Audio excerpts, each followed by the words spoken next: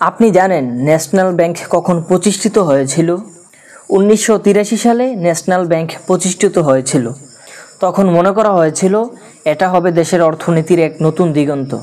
কিন্তু আজ 2025 সালে দাঁড়িয়ে একই ব্যাংকের নাম শুনলে মানুষের ভিতরে আতঙ্ক জাগে। অবিশ্বাস্য মনে হয় না? তাহলে এই ভিডিওটা একটানা শুনে যান, শেষে আপনি নিজেই বলবেন ব্যাপারটা তো অনেক গভীরে।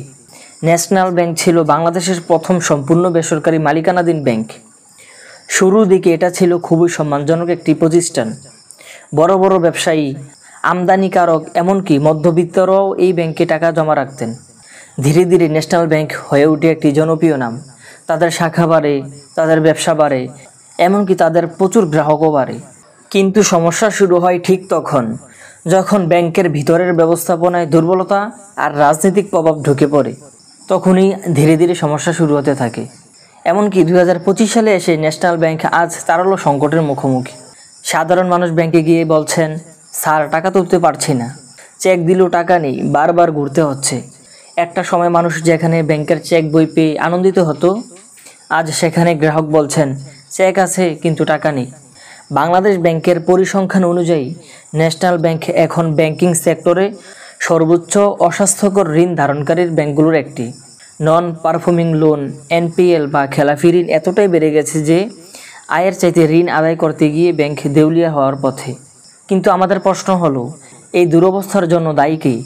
তাহলে বলতেই হয় ব্যাংক পরিচালনা পর্ষদে যারা দায়িত্ব গ্রহণ করছেন, ব্যবস্থাপনা কর্তৃপক্ষ, নাকি কিছু সুবিধাভোগী ঋণখোর, এরাই কিন্তু দায়ী। সাম্প্রতিক সময়ে ফাঁস হয় এমন কিছু তথ্য যেখানে দেখা যায় একাধিক বড় ব্যবসায়ী রাজনৈতিক প্রভাব খাটিয়ে শত শত কোটি টাকা লোন নিয়েছেন, যার কোনো সিকিউরিটি নেই, পেমেন্টের কোনো সময়সীমা মানা হয়নি এবং সেই লোনের কোনো টাকা ফেরত আসেনি। এভাবে চলতে চলতে ব্যাংকের টাকা দিয়ে ব্যবসা করছে অন্যরা, আর ক্ষতিটা গুনছে আমজনতা। একজন ভুক্তভোগী গ্রাহক বলেন, আমি একটা ছোট বিজনেস চালাই, প্রতি মাসে বেতন দিতে হয় 5 জন স্টাফকে। মার্চ মাসে ন্যাশনাল ব্যাংক থেকে টাকা তুলতে পারেনি সময় মতো, তার কারণে স্টাফরা চাকরি ছেড়ে দিয়েছে। এমন অসংখ্য কাহিনী ছড়িয়ে আছে দেশের বিভিন্ন জেলায়। এই ব্যবসায়ের মতো এমন অসংখ্য কাহিনী ছড়িয়ে আছে দেশের বিভিন্ন জেলায়। অনেকেই তাদের এফটিআর ভাঙতে পারছে না, ডিপিএসের টাকা সময় মতো আসছে না, এমনকি ব্যাংকের যে এটিএম কার্ড আছে সেই এটিএম কার্ড দিয়েও টাকা উঠানো যাচ্ছে না। এটাই কি আধুনিক ব্যাংকিং? না, এ এক গভীর সংকটের গল্প। বাংলাদেশ ব্যাংক বেশ কয়েকবার ন্যাশনাল ব্যাংকের বিরুদ্ধে শোকজ, তদন্ত ও নজরদারি চালিয়েছে, তবে এখন পর্যন্ত দৃশ্যমান কোনো পেনাল্টি বা শক্ত ব্যবস্থা দেখা যাচ্ছে না। প্রশ্ন উঠেছে, বাংলাদেশ ব্যাংক কি ইচ্ছে করে নমনীয় থাকছে, নাকি তারা চাপে আছে? একটি বিষয় স্পষ্ট, দেশের কেন্দ্রীয় ব্যাংকের কঠোর নজরদারি ছাড়া কোনো ব্যাংকেই এই অবস্থাতে পৌঁছতে পারে না।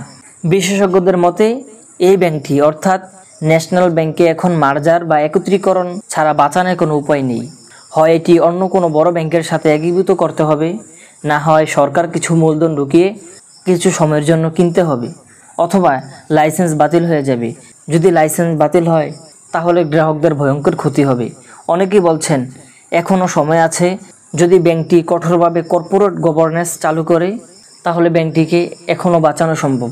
একবার ভাবুন তো, একজন গার্মেন্টস শ্রমিক যিনি প্রতি মাসে 500 টাকা করে ডিপিএস জমাচ্ছেন, তার সারা বছরের সঞ্চয়টা যদি আটকে যায়, যদি সে সময়মতো টাকা না পায়, তখন সেই গার্মেন্টস শ্রমিকের কী হবে? আপনার মতো মানুষ যারা কষ্ট করে টাকা জমায় ভবিষ্যতের জন্য, তাদের আস্থা হারিয়ে যাচ্ছে পুরো ব্যাংকিং সিস্টেমের উপর থেকে। আর এটাই সবচেয়ে বড় ক্ষতি। এই ভিডিওটা শুধু একটি ব্যাংকের পতনের গল্প না, এটা হলো পুরো দেশের ব্যাংকিং সেক্টরের একটি জরুরি সতর্কবার্তা। তাই এখন সময় সচেতন হওয়ার এবং তাদের কাছে প্রশ্ন তোলার। এমনকি আমরা যারা বিভিন্ন ব্যাংকে টাকা রাখতে চাচ্ছি, তারা 10 বার যাচাই করব যে কোন ব্যাংক ভালো, কোন ব্যাংকে টাকা রাখলে ভালো হবে।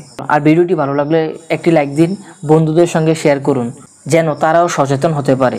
আর হ্যাঁ, সাবস্ক্রাইব করুন, কারণ এখানে আপনি পাবেন ব্যাংকিং জগতের সব আপডেট একদম নিরপেক্ষভাবে।